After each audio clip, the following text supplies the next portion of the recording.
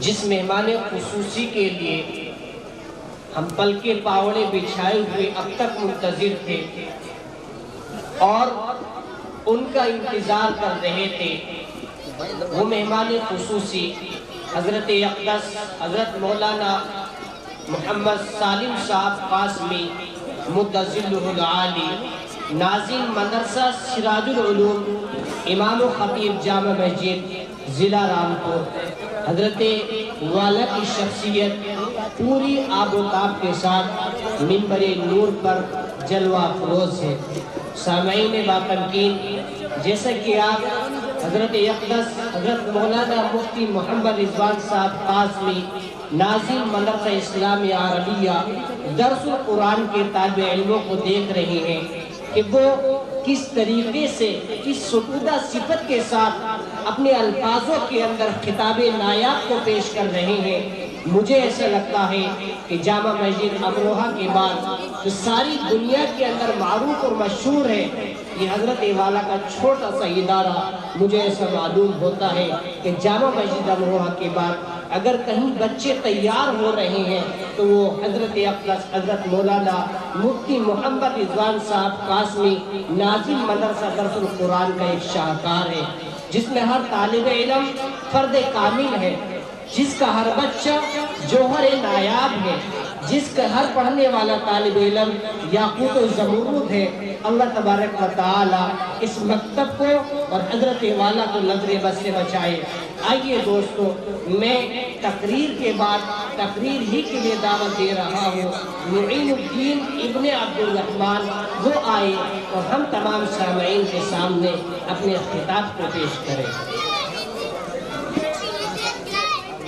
اطمینان کے ساتھ آپ بیان کو سنیں۔ حضرت مولانا عالم صاحب دامت برکاتہم عالیہ تشریف لا چکے ہیں، بس 2-3 بچے باقی ہیں، ان کے بعد مفتی سالم صاحب کا بیان ہوگا۔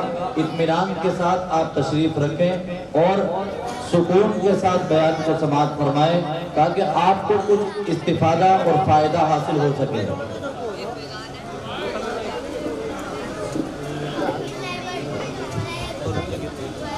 السلام علیکم ورحمۃ اللہ وبرکاتہ۔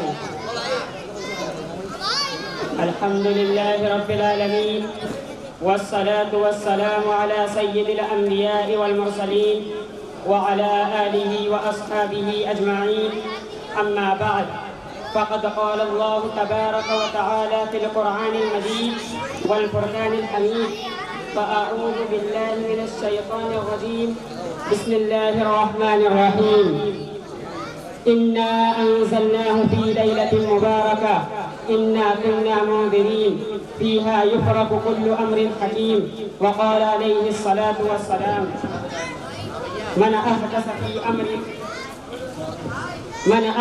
فی امرنا هذا ما لیس منه فهو رد۔ محترم حضرات، توفیق خدا بندی کا سہارا لے کر آج میں آپ کے سامنے آ چکا ہوں۔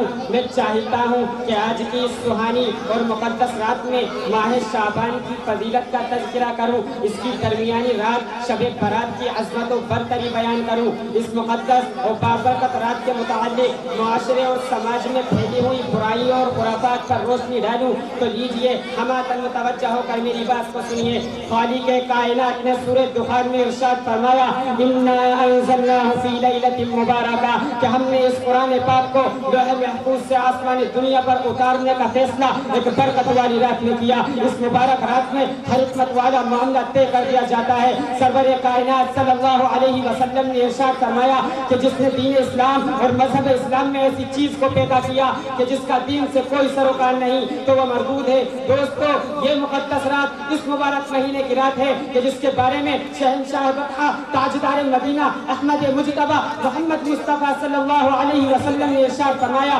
شعبان شہری و رمضان شہر اللہ، کہ شعبان میرا مہینہ ہے اور رمضان اللہ کا مہینہ ہے۔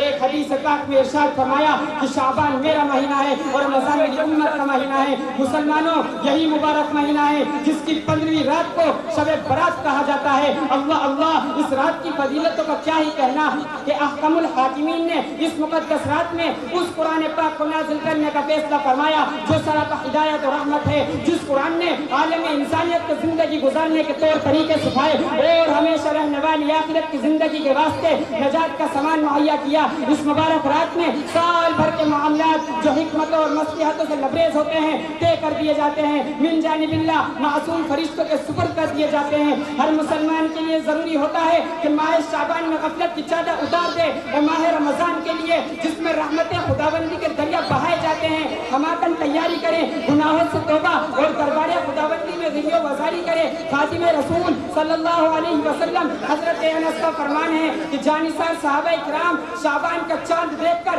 قرآن پاک کی تلاوت میں اضافہ فرماتے تھے، اپنے اموال سے زکوٰۃ نکالتے تھے، عیدیوں کو ریاض کیا جاتا تھا، قرض چکائے جاتے تھے۔ یہ شعبان کا مہینہ مقرب اور افضل مہینہ ہے۔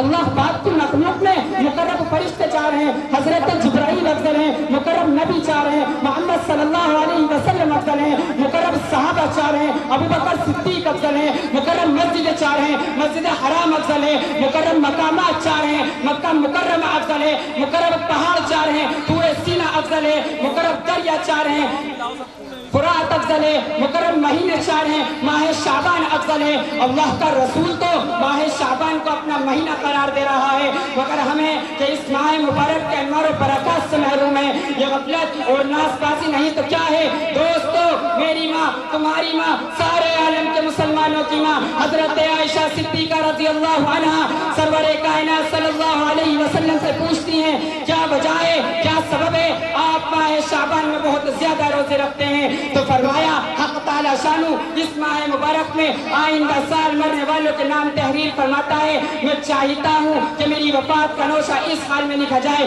میں روزہ دار ہوں۔ اسی مبارک ماہ کی 15ویں رات شب برات ہے۔ یہ وہ مبارک رات ہے جس میں اللہ پاک کی تجلیات کا آسمان دنیا پر نزول ہوتا ہے۔ یہ وہ مبارک رات ہے جس میں رحمت تقسیم نہیں لٹائی جاتی۔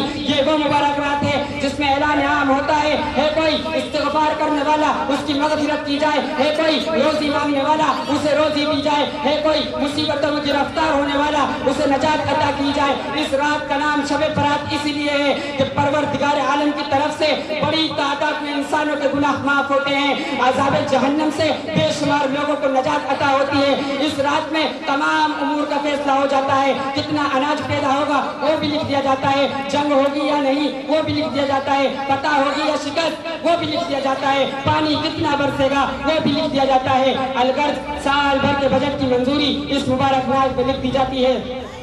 اسی رات میں جبریل امین تشریف لائے اور فرمایا اے محمد سر اٹھاؤ۔ آپ نے سر اٹھایا تو دیکھتے کیا ہے؟ جنت کے 8 دروازے کھلے پڑے ہیں۔ یہ رات کمائی کی رات ہے، یہ رات کمائی کی رات ہے۔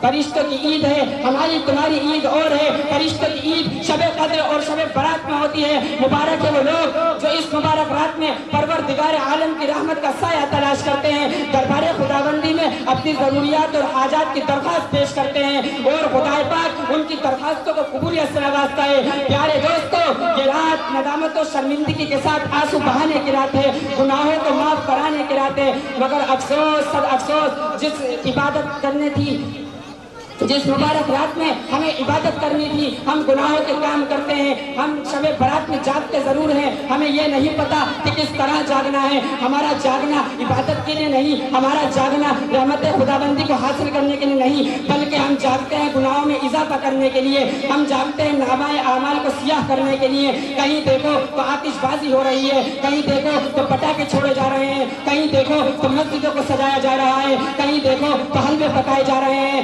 کہیں دیکھو تو قبرستان کو چراغاں کیا جا رہا ہے۔ مسلمانوں، میں تم سے پوچھنا چاہتا ہوں، کیا صحابہ اور رسول کا یہی عمل تھا؟ کیا صحابہ نے پٹاخے چھوڑے اس مقدس رات میں؟ کیا صحابہ نے اس مقدس رات میں مسجدوں کو سجایا؟ کیا صحابہ نے اس مقدس رات میں آتش بازی کی؟ کیا صحابہ نے اس مقدس رات میں قبرستان کو چراغاں کیا؟ نہیں، ہرگز نہیں۔ مسلمانوں کو چاہیے کہ شب برات سنت رسول کے مطابق منائے۔ اللہ تعالی ہم سب کو اس رات کی قدردانی نصیب فرمائے اور سنت رسول پر عمل کرنے کی توفیق عطا فرمائے۔ وما علینا الا البلاغ۔